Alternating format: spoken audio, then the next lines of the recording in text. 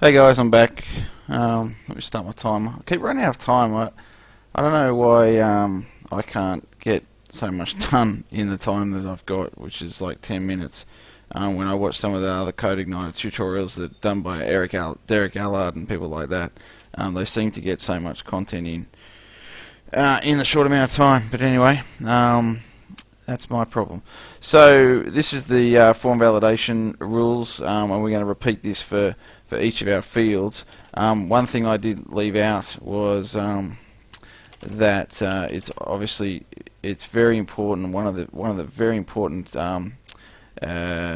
rules to put in here.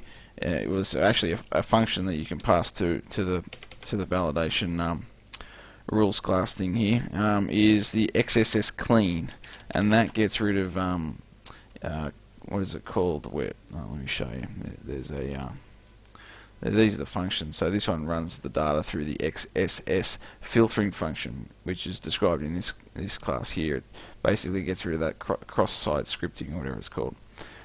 It basically protects you against SQL injection attacks and all that sort of thing as well. So some of the things that we're going to use, some of the things you can use, like for valid email, for example, is a good one for our email field.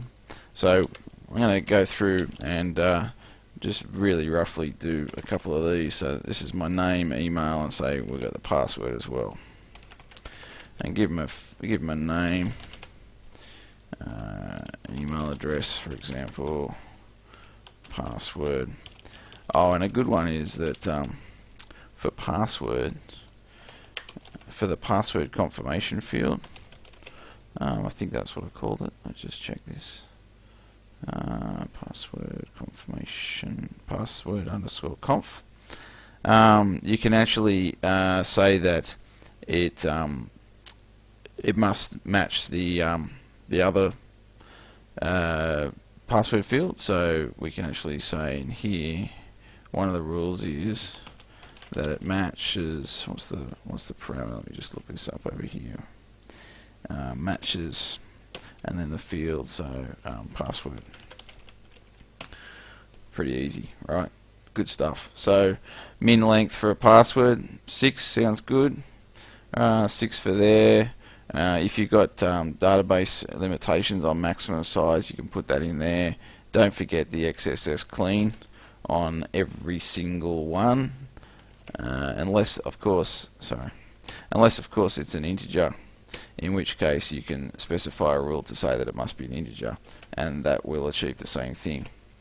So that's all our fields, I think. Name, username, email, password, and password confirmation. The email one, we forgot to say that it must be an email, so we can put in a rule here to say that it's a valid email.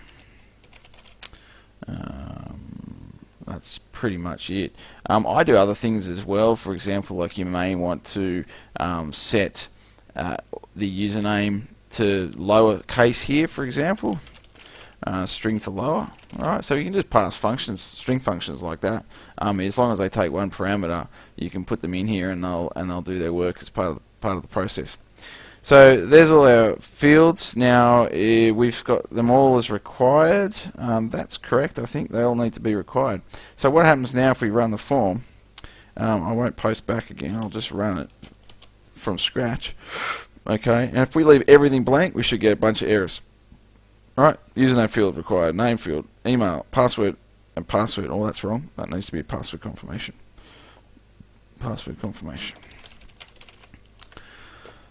Sorry, a bit of indigestion from my beautiful Thai basil chicken stir-fried rice that I had for dinner tonight. Okay, so that's that. Right, so if we put in, too short there, invalid email address. Alright, and valid password. Oh, there's no way they got that right. Actually, yeah, that's a good one, right? So we're going to get a whole bunch of different errors now. It actually evaluates all of them and tells them all the problems that you got. Okay, but what's going on every time we post it? We're losing the values that we had in there, so we've got to type them all again, and that's obviously no good. So the problem with that is here, every time we're setting the value back to nothing again. So what we do instead is we use a function which comes with the form validation library, which is called set value, and you just pass back in the field again. So we're passing back in username. Okay, for this one. Oh, get rid of that. It's an array. Sorry. We're going to do that for all these. Okay, and then take all the fields. I don't know. Password, I'll probably leave them blank actually. But this one, email, we would pass back, and their name will pass back, and their username will pass back. Okay, so if we do this again now, we'll put in username of Alistair, a name of Alistair, Big Al, and an email address of al@alboydweb.com.au, and a password, Okay, so all that information is correct. So let me do something that's wrong. Actually, username's wrong. It's got to be more than 6. All right. So register. Username field must be at least 6 characters, and the email address field may only contain alphanumeric characters. Okay, so that's wrong. So let's go back. That's because I just copied and pasted all this. So obviously alphanumerics are wrong in the case of an email. So this should be okay now. You might want to set a maximum length and that sort of thing. In fact, you probably min length. Yeah, you probably don't need it. So you do all that. Let's post it back again. That should fix that last error, but we should still have a problem with the username field. But we're retaining all this information now because of that set value function. So that's what we wanted. So let's just add a couple of letters to that. Put in a password and register. Alright, it worked. Do we want to save the password? No. Right? And looks good. What's it doing? Well, it's doing nothing. It's doing this bit here. So we're not loading a view or anything because we've successfully posted. So what do we want to do? At this point here is where we want to actually write our information to the database. And I don't think I'm going to have time with, 2.5 minutes left to start talking about that now. So I might call that a day for this tutorial, and in the next one we will create the database, and we will create the model, which is what we should be using to interact with our database from the controller, and that's going to be at least 1 or 2 tutorials as well, just to get that happening. And we're going to put all this information in to our database. I guess we could probably start. Actually, there's no point in prepping any of this stuff, except I guess we could assign some variables since I've got a minute to go. So here we'll get our variables ready for passing them through to the model.